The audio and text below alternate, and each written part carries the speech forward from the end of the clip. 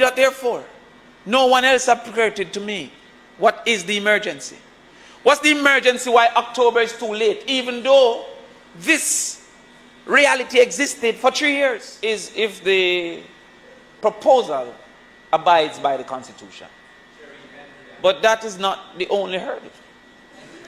My good friend, Senator Floyd Morris, stated that he is not prepared to be the judge on that matter.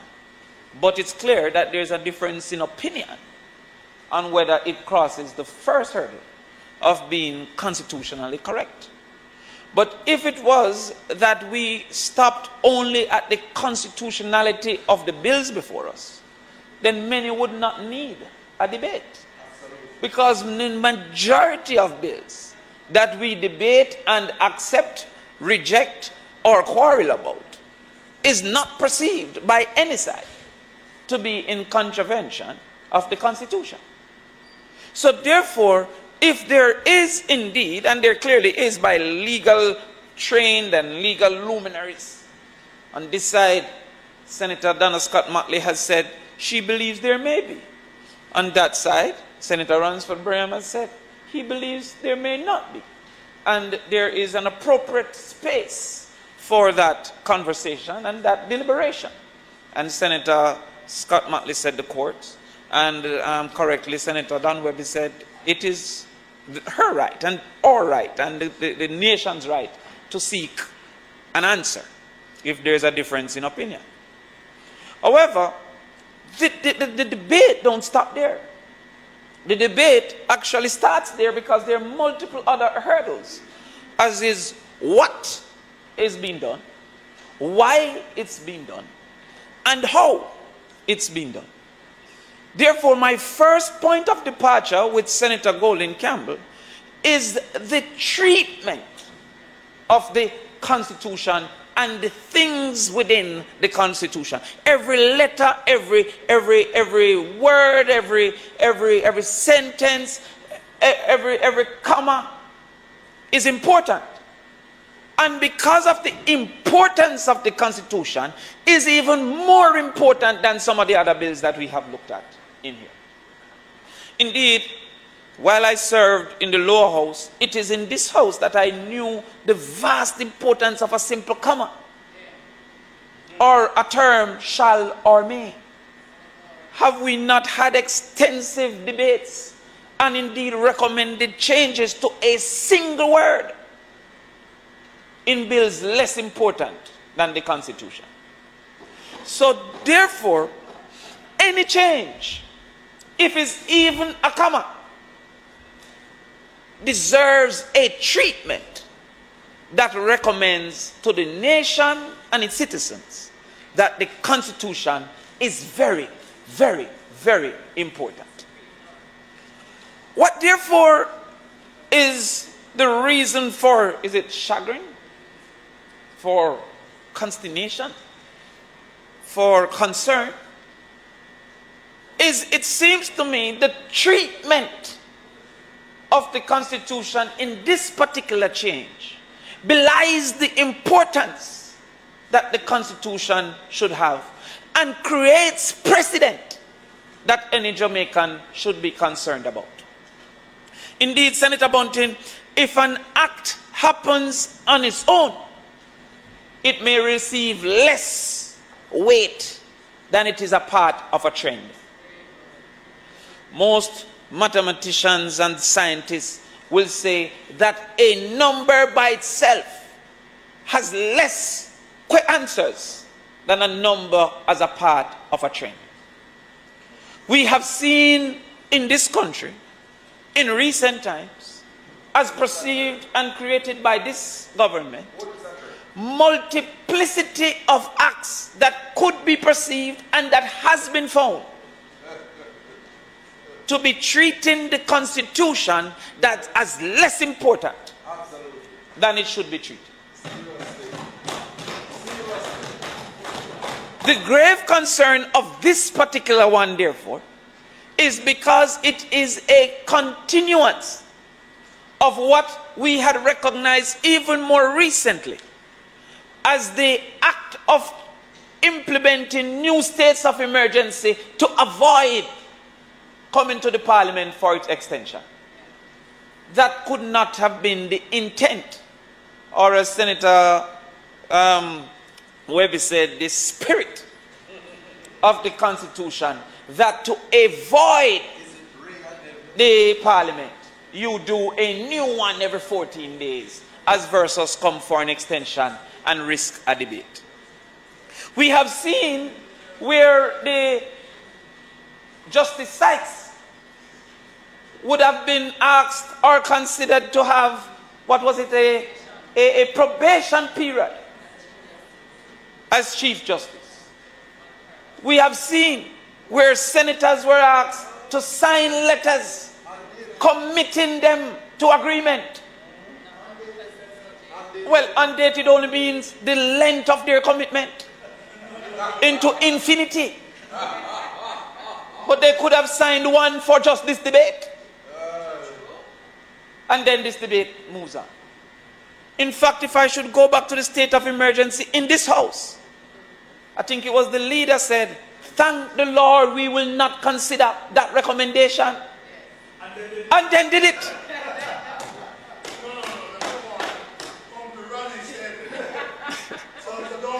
No, I can't call on reality. I'm biased in this. I'm biased. And knowing him, he still believes it to be true.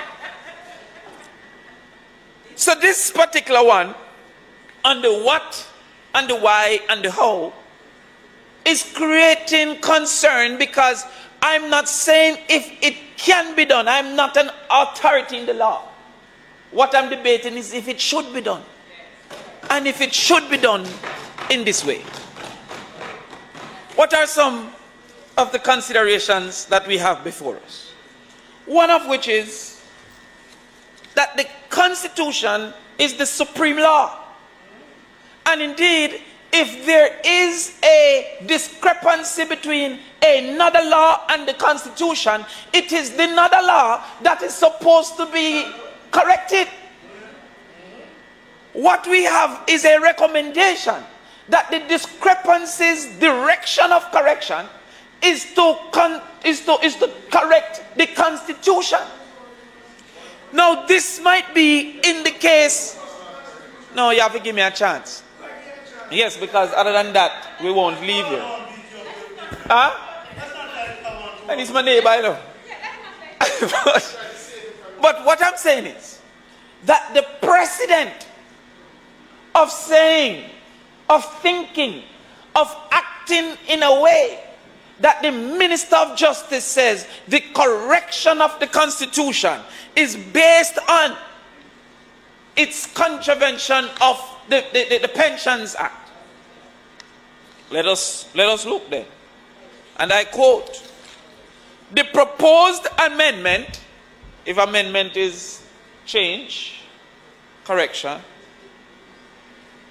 to the Constitution will allow for the expansion of the term of service for 60 years, from 60 years to 65 years, thereby addressing the inconsistencies that currently exist between the two pieces of legislation, and by extension creating a more equitable playing field for all, unquote.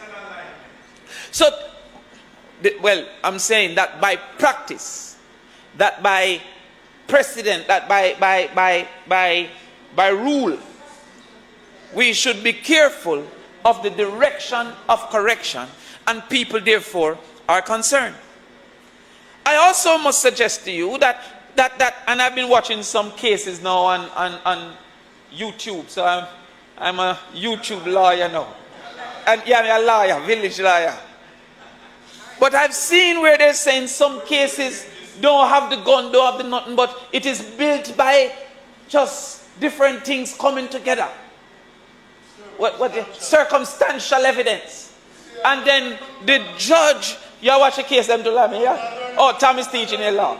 And the jury should put all those circumstantial evidence together and use logic to make a determination.